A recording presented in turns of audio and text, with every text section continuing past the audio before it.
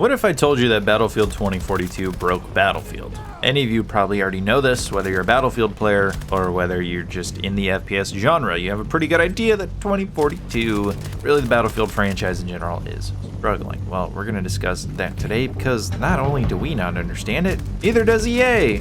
Hooray, the future looks bright. So without further ado, remember, if you do enjoy today's video, don't forget to leave it a nice, thick, and juicy like as always. Of course, if you enjoy this kind of content, you want more like it, be sure to hit that big red sexy subscribe button right underneath the video. Also got to thank my channel members. You guys help make these videos possible. If you want to join, get access to the exclusive perks that they get, be sure to check out that blue join button. Anyway, let's begin. First of all, I don't want to go over the entire article here that Tom Henderson came out with about the things that EA was saying regarding 2042 and how they just completely have no idea. Like, for example, just throw something out there. They were surprised, brace yourself, they were surprised by the release of Halo Infinite multiplayer. Wow. Amazing. Incredible. Can't believe you'd be thrown off by something like that. Huge, massive surprise. I want to talk a little bit as to what we, as players, who I would say at least have a pretty good grasp as to what makes a good Battlefield game, would we perceive to understand as the issues with 2042. First of all, I want to talk about an overemphasis on narrative that literally goes nowhere. They give us this whole Exodus short movie and all this stuff, set up this whole world of 2042, and then we get into the game, and there's no expansion upon the world of 2042. Not only does every single map look like the cleanest, least detailed place I've ever seen in my entire life, and not even a place where a conflict is happening, but the individual characters themselves have no cutscenes to give them at least some of a backstory. Even Battlefield 5 with the elite skins had cutscenes and unique unlocks for the specific elite skins, and there's only 9 of these specialists in the game, and none of them have any kind of backstory, except for Irish. If you've played Battlefield 4 or watched the Exodus movie, that's the only person that really has a backstory that is inside the game. All the other ones, you get a little bit of a text blurb on a website somewhere. So narratively, the specialists serve zero purpose at this point. They also, as a Battlefield player, I feel like this is important to mention, Battlefield is kind of the action movie FPS game. It's about writing your own story within the context of a broader conflict. This is whether it's the World Wars, where you have this deep real-life lore regarding each world war, but you go and experience the actual conflict for yourself on the maps and have a fun time doing it, writing your own story, whether it's a great charge on operations where you break the line and move forward, or something along those. You take out a Zeppelin and have a good time doing that, watch it explode, it's really cool. Or whether it's in Battlefield 4, where maybe you don't have as much in-depth stuff, but it's a nice what-if kind of future conflict between the major powers of the world, and you go out there and there's this massive sandbox to take advantage of and have fun with, and you write your own story on the battlefield that way. That is really where the emphasis around narrative in Battlefield should be. It should be about creating a sandbox so you can do insane stuff and write your own action movie script on the battlefield within the context of this much grander conflict. Really, any sort of pre-written narrative should be about a grand conflict on a global scale. That is what opens up all the possibilities of different locations to go to, different factions fighting one another, and things like that. And then, of course, you build the sandbox for the individual experience, and you go from there. It's about you and your friends. That is Battlefield. Once you start adding layers, like specialists with all their backstories, and you're adding all this weird stuff, there's a disconnect. I don't need layers of disconnect between me and my own action movie I'm trying to write here. I need me and my own boots and my friends in their boots going and doing some silly stuff, or doing some serious stuff, or doing whatever we feel like doing that day, and having a good time doing it. That's the narrative for Battlefield. That's the fun in Battlefield. Now let's get into some more design stuff, because this game has some of the most questionable design I have ever seen in any FPS. Now, of course, there's the basic stuff we all know about. Basic quality of life. There's no server browser. The matchmaking's terrible. Basic UI stuff is not that good. It's very weird. It's very inefficient. It doesn't make too much sense. There were questions as to what the on or off is in the menus. Very odd, strange things in that area. I don't really need to go too far into the quality of life stuff. But let's talk about the actual gameplay stuff.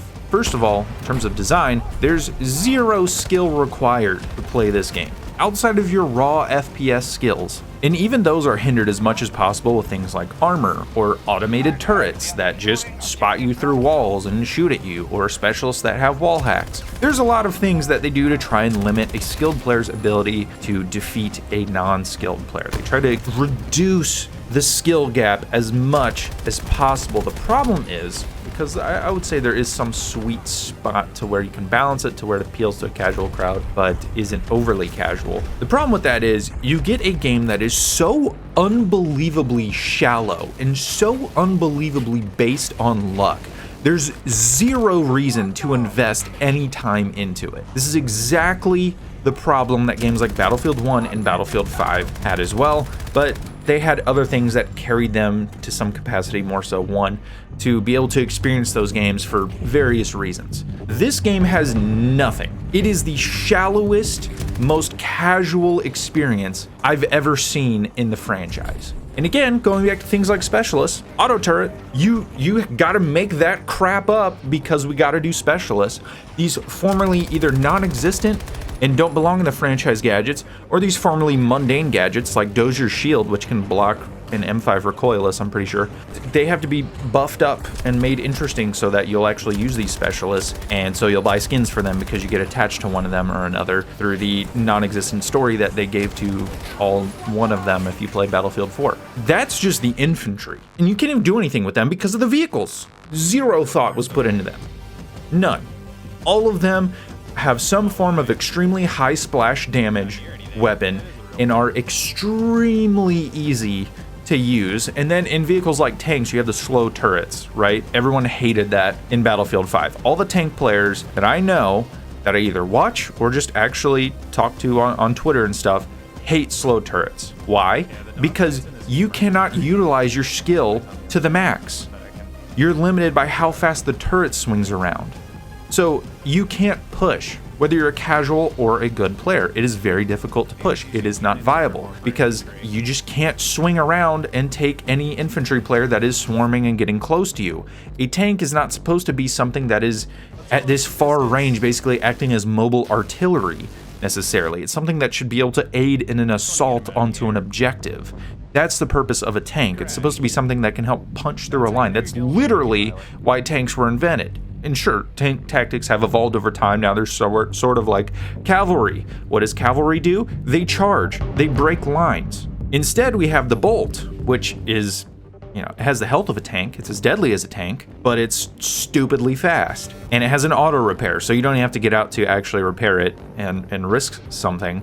Actually, this game is all about not risking yourself at all, but being able to collect kills while hiding in a corner. You could be Boris with a ranger and a turret at the same time, just getting free kills without ever having to move. Genius.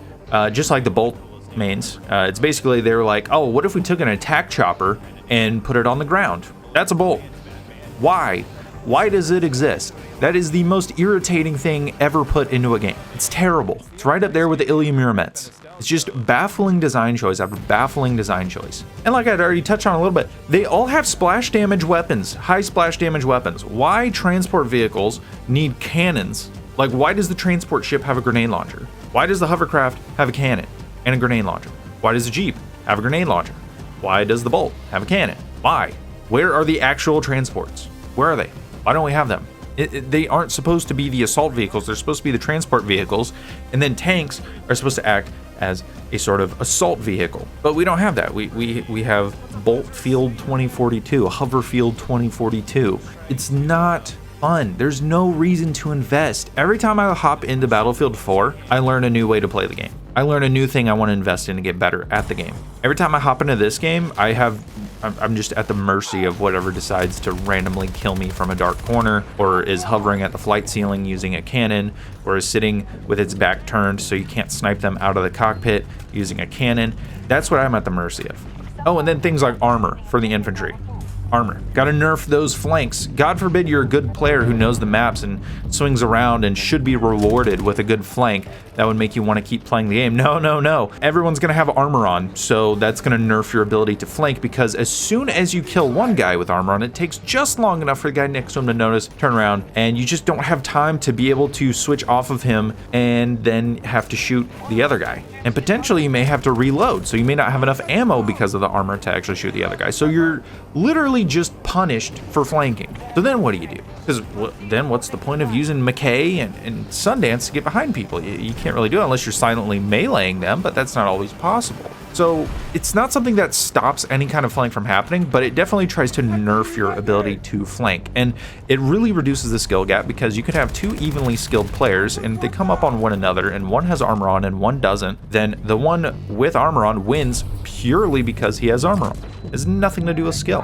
It has nothing to do with landing as many shots. I mean, if you have armor on and you lose a gunfight to someone without armor on, unless it's a netcode issue, I mean, that's just, you just miss the shots, because there's no reason you should lose a gunfight like that if you have armor on and they don't. 2042 is a mess. And I do have a question for my viewers. I want you to take a look and see if the content I use in this, the actual footage, let me know if it's reused or not, because, you know, I just want to see if you guys maybe want to see if I even bothered to hop back into the game, or if I was just annoyed at what EA was talking about, because they seem to not have a clue about what's going on with Battlefield.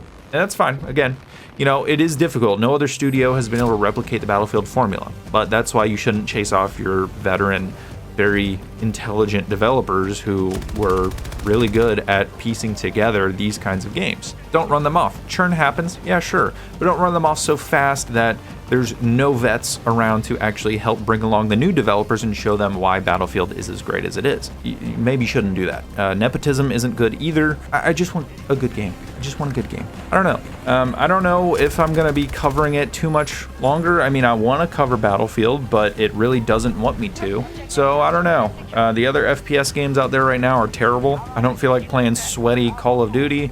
And I don't feel like playing super dad milsim games either, because they're just boring to me and annoying. So I don't know, I might play some single player games. I might move back into that. That worked for me for a while, even though Battlefield is where my heart is. We'll do whatever I gotta do. I'm sure I'm gonna take some kind of a algorithm hit, but it is what it is. So anyway, thank you guys so much for watching, and I'll see you guys in the next video.